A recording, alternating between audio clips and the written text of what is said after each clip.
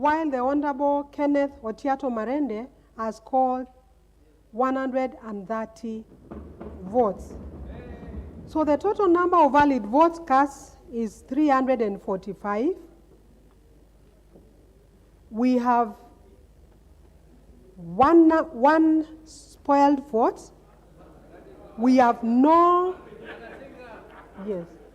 We have one abstention. We have no abstention. So the total number of votes that were cast, or the total number of votes, is 346. This is signed by the tellers, the Honorable T.J. Kajwang, MP, and the Honorable Dr. Robert Pukose, MP. Given this scenario, we do not have a clear winner. What ordinarily ought to happen is that this should take us into the remit of Standing Order number 7.2, which provides that if no candidate is supported by the votes of 2/3 of all members, as has happened in this election, a fresh election shall be held. And in that election, the only candidates shall be the candidate or candidates who received the highest number of votes in the ballot referred to in paragraph 1. In this case, the Honorable Moses Masika Wetangula. And the candidate or candidates who in that ballot receive the next highest number of votes, in this case, the Honorable Kenneth Otiato Marende. Indeed, there are no other candidates, as you are aware.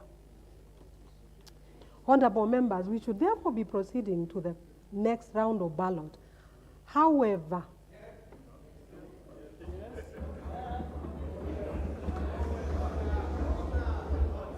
I have, please take your seats, honorable members, the members at the bar, take your seats.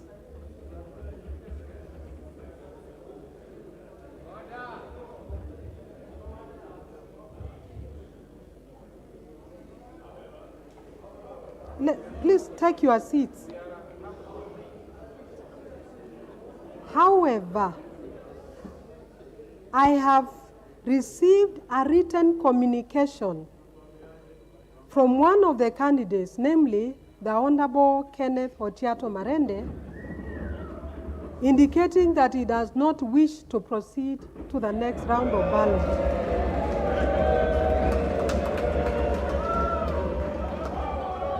Honorable members, this communication is witnessed by the member for Suna East, the Honorable Junet Mohammed. In the circumstances, honorable members, noting that there is no other candidates to compete with the Honorable Moses Masika Wetangula,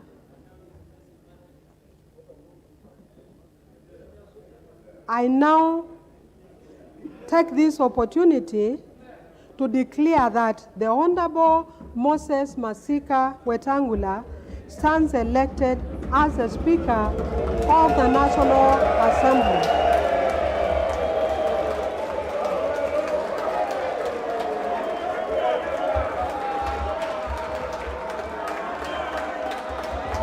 Honorable members, please take your seats.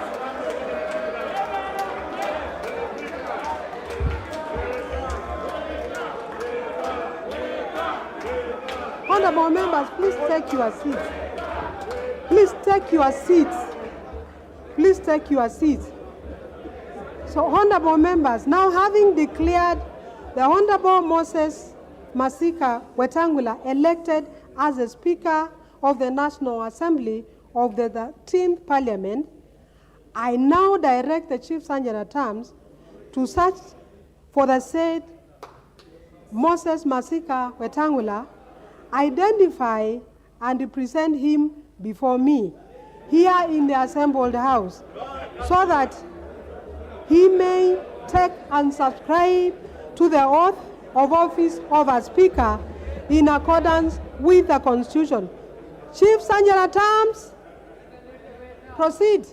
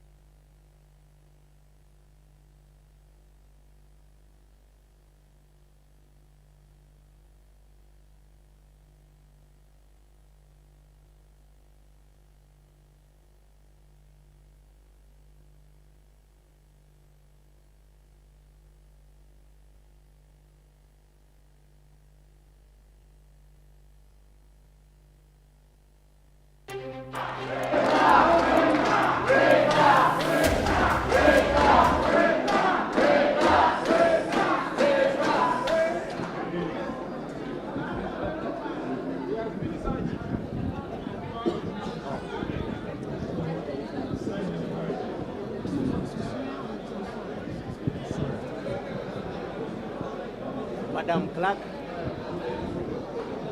following your instructions.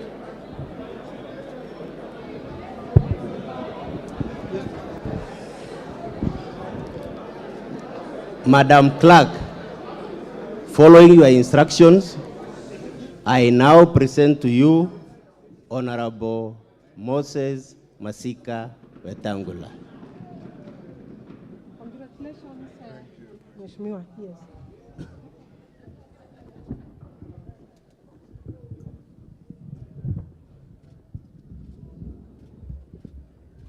Honorable members, I will now proceed to administer the oath of office to the Honorable Moses Masika Wetangula. Would you like to swear or to affirm? Swear. Swear with the Bible? With the Bible. English or Kiswahili? Whichever. English. Please proceed.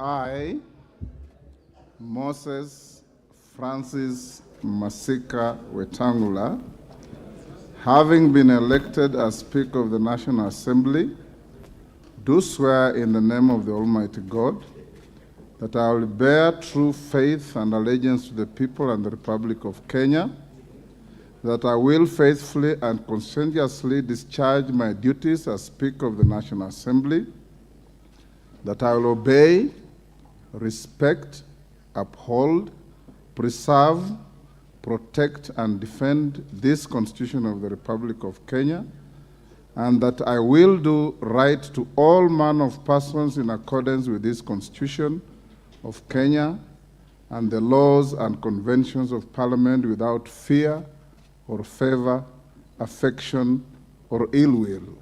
So help me God.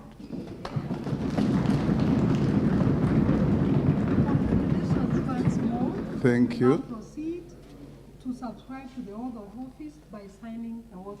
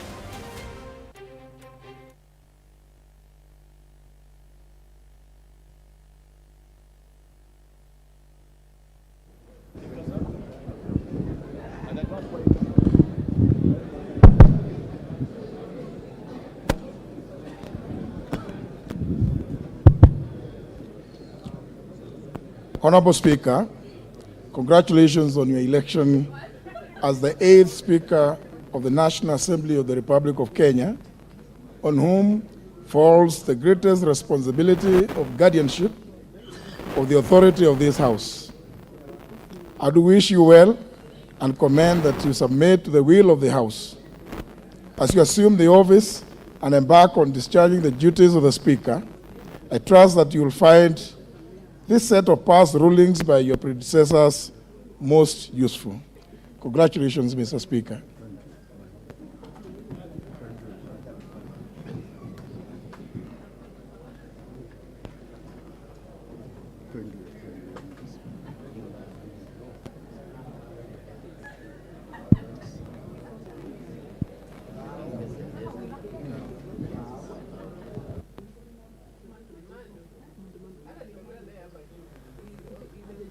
Go.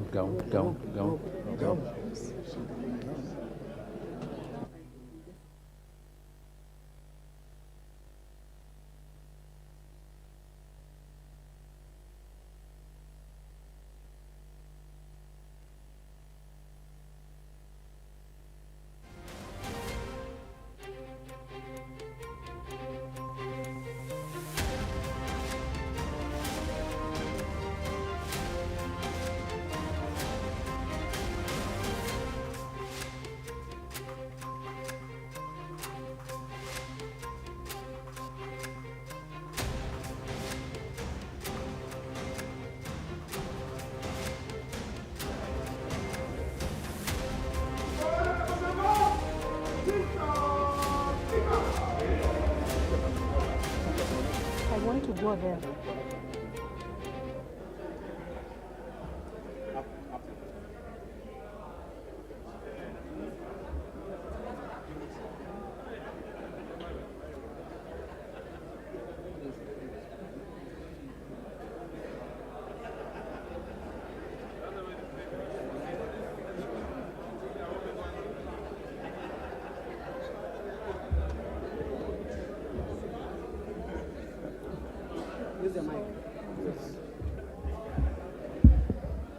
Honorable Speaker of the National Assembly, congratulations.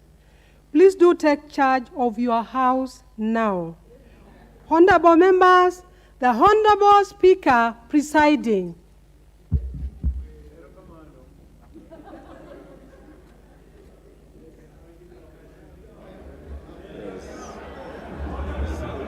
I see.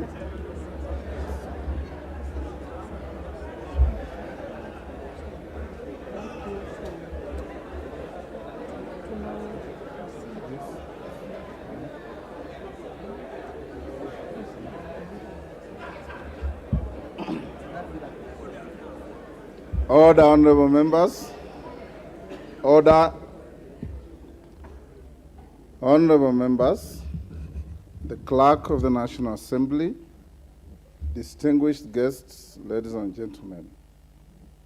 I wish to express my heartfelt gratitude to the honorable members here assembled for the high honor that you have bestowed upon me by electing me as the Speaker of this august House.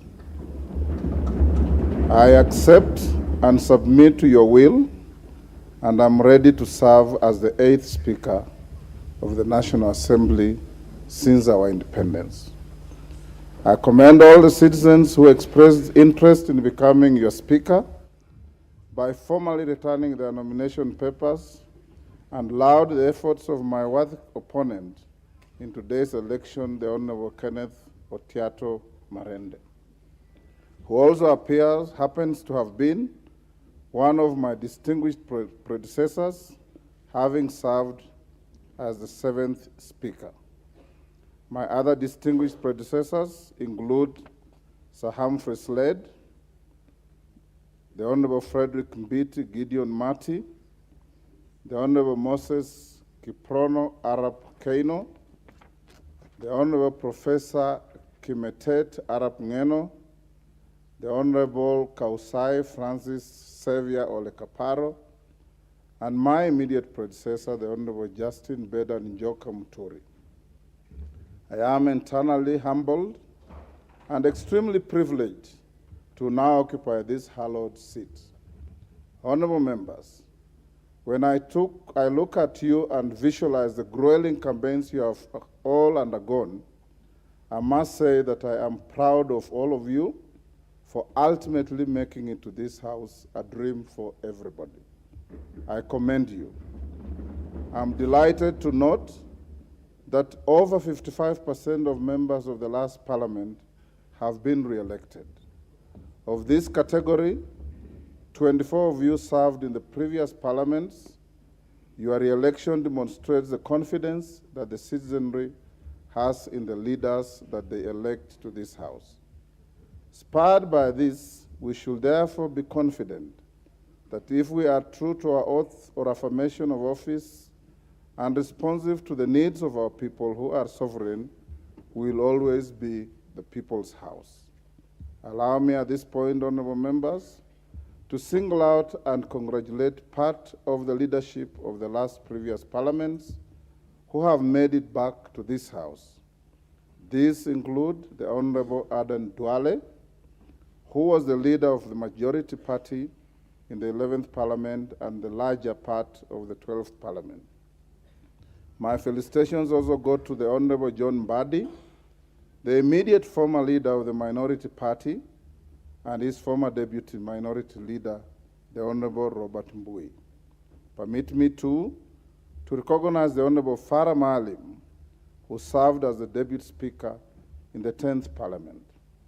My congratulations also extend to the Honorable Emmanuel Wangwe, the immediate former majority whip, the Honorable Junet Mohammed, the immediate former minority party whip, and the Honorable Jessica Mbalu, a former member of the Presidium.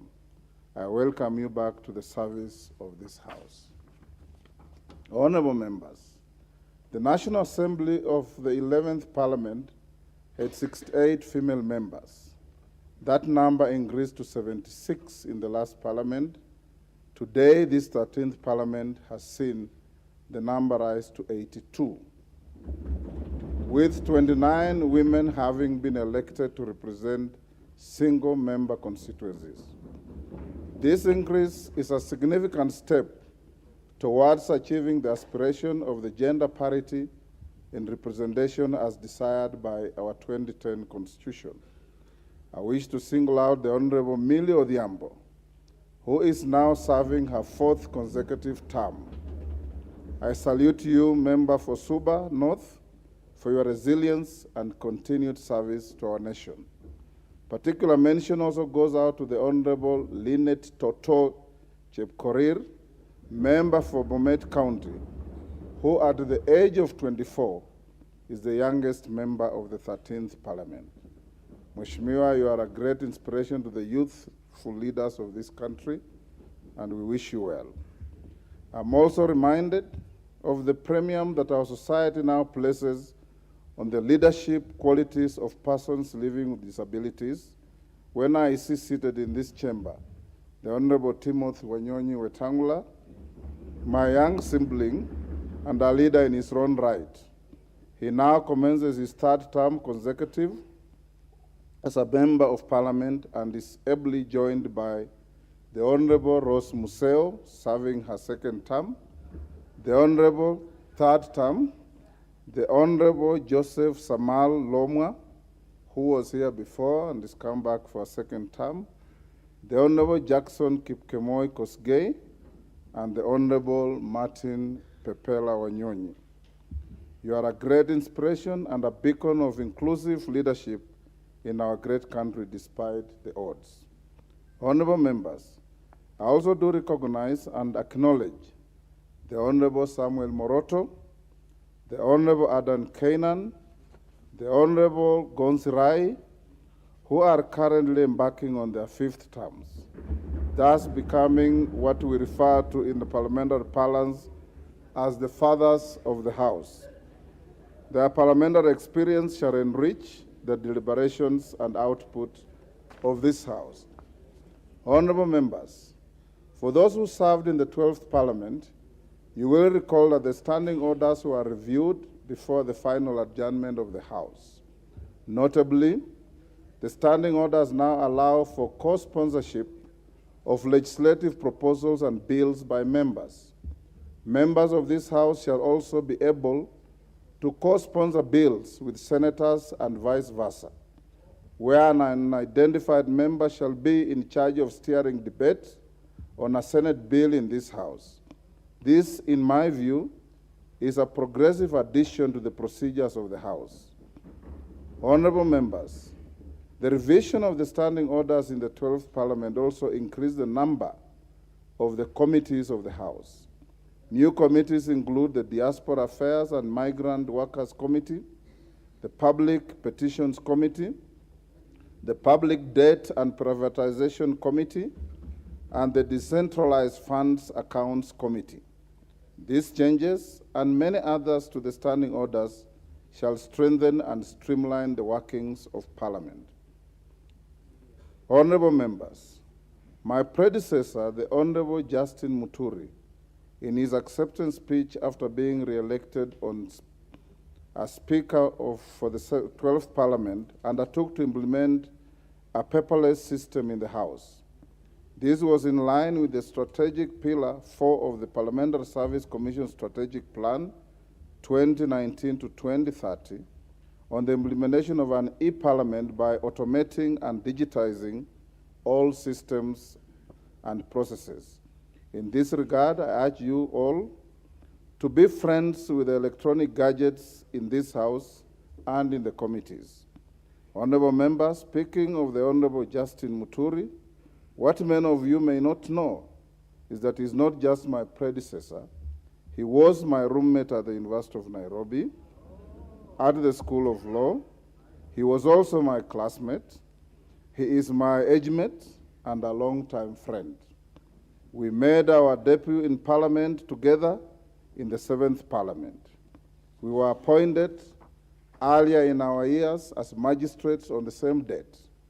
Indeed, I do not know whether to call it fate, sheer coincidence, or maybe it's God's plan, but whatever it is, our paths in life have always met, and today they meet again.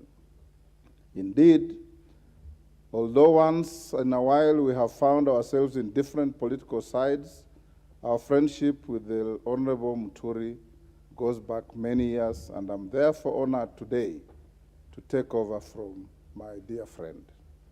Honorable members, the Honorable Justin Muturi shall be remembered for the great legacy and reforms he leaves behind, and you do not have to look further, just look around. Members who have previously served in this House can attest to this. Members of the 13th Parliament shall move into the new modern offices in the tall brown building you may have seen at the corner of the Parliamentary Square, a project that was well executed under Honorable Muturi's leadership. As the chairperson of the Parliamentary Service Commission, he has left behind an excellent and professional parliamentary service. His communications and rulings on various constitutional, practice, and procedural matters were landmark, novel, and rich in jurisprudence.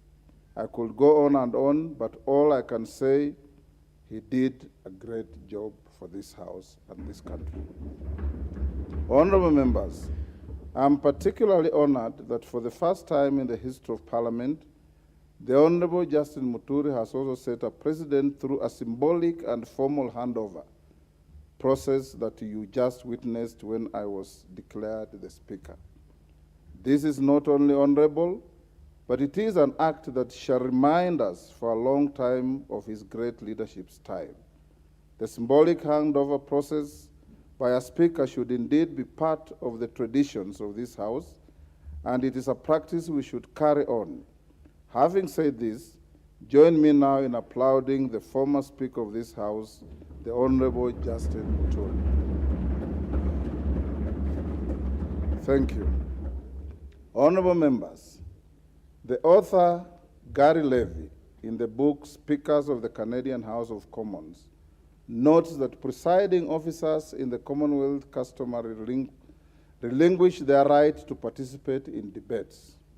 Put differently, despite the title, a speaker does not speak but allows members to speak and presides over debate in the House. I'm aware that the Constitution precludes the Speaker from voting on any question proposed for decision in the House. But as your Speaker, I'll let my work speak for me. Honorable members, in this 13th Parliament, I undertake to prioritize two key issues. These are enhancing public trust in this House and the institution of Parliament, and nurturing and upholding comity between our two houses and between the National Assembly and other arms of government, with particular attention to our judiciary, which has often appealed for reasonable consideration by the legislature. Honorable members, the Constitution states that the authority that has been assigned to you and I under oath is a public trust. Hubert Humphrey, the 38th Vice President of the United States of America, is quoted to have stated that, I quote, "Anyone who has ever been elected to public office understands that one commodity above all others, namely the trust and confidence of the people, is fundamental in maintaining a free and open political system." In assuming our respective offices in this House, we are under a constitutional obligation to discharge our mandate in a manner befitting the offices that we have been entrusted to hold. As your Speaker, I undertake to strengthen public trust in the institution of Parliament. I will be keen to midwife, through the Parliamentary Service Commission, live broadcast of committee proceedings and the full operationalization of Bunge TV channels to highlight the work done by this House and its members. In addition to the live broadcast of chamber proceedings, I will support efforts to further actualize the provisions of Article 119 of the Constitution on petitions made to the House by adequately facilitating the work of the new Public Petitions Committee. To my mind, ensuring meaningful access to the House will, like a transparent glass, make Parliament more visible, disrobed of the mystery that people might perceive of its processes. Honorable members, my second assurance to this House is that I will actively maintain committee with other constitutional bodies, promote consultation, and cultivate healthy relations with the bounds of our Constitution, within the bounds of our Constitution and our governing statutes. In the exercise of our oversight functions over state offices and public bodies, I will strive to ensure that all material information necessary for the work of Parliament is availed in a timely fashion by the persons in the National Executive ultimately responsible to this House. I shall strictly enforce the requirement enshrined under Article 153, 3, and 4 of the Constitution, which requires Cabinet Secretaries to attend before the committees of the House to exhaustively answer questions and give full and regular reports on matters under their control. Honorable members, indeed, as some of you may be aware, I served in this House as a member as from the 7th Parliament, and I therefore fully understand what it is to be one of you. I have also been a senator, and hence I also fully understand what it is to be a sibling brother. I have served in the executive as a minister and assistant minister in different portfolios.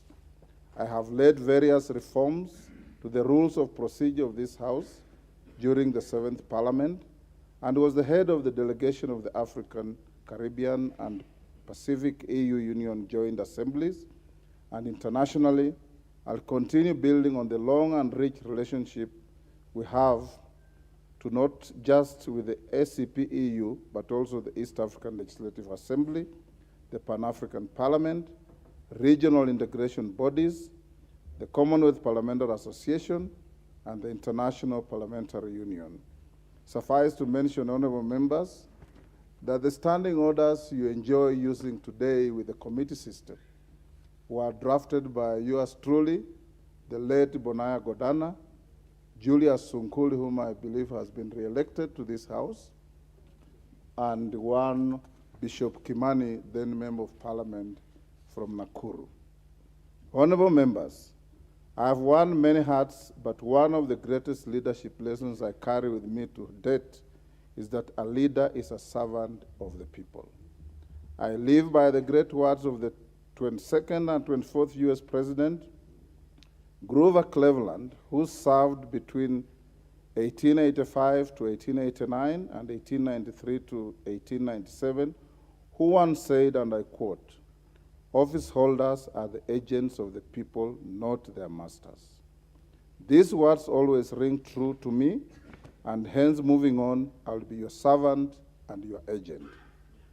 My eyes shall be keen to see and listen to all of you. My office will not be an ivory tower, it will be accessible to all of you. Understand to be impartial and promise to see to it that you are able to effectively discharge your constitutional mandate. I am fully confident of building on the past successes of this House and charting new paths that will lead us to more glory and maintain this House as the pride of all Kenyans.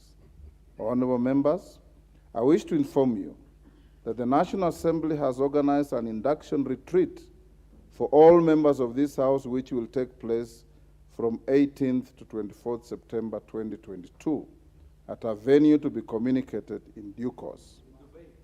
This retreat will be a great opportunity for you to thoroughly acquaint yourselves with your mandate, parliamentary processes, and the secrets and tools that will give you a head start as in serving your electorate. I encourage you to attend all these sessions. Honorable members, I wish to commend the acting clerk of the National Assembly and her able team of officers for the successful conduct of the pre-swearing-in orientation last month. The acting clerk has informed me that more than 95% of the members turned up for this exercise. This is a clear sign of your passion to discharge your constitutional mandate, and I encourage all of you to maintain that enthusiasm to serve our people. Honorable members, as I conclude, I unequivocally submit myself to the collective will of this House and reiterate my singular desire to serve with the impartiality, fidelity to the Constitution and the laws of this land, our standing orders, practices, precedents, and traditions of this House. I thank you all. God bless Kenya. God bless our Parliament. Honorable members, I now direct the clerk to read the next order and proceed with the steps necessary for the election of the Deputy Speaker. Thank you. Order number 4, election of the Deputy Speaker.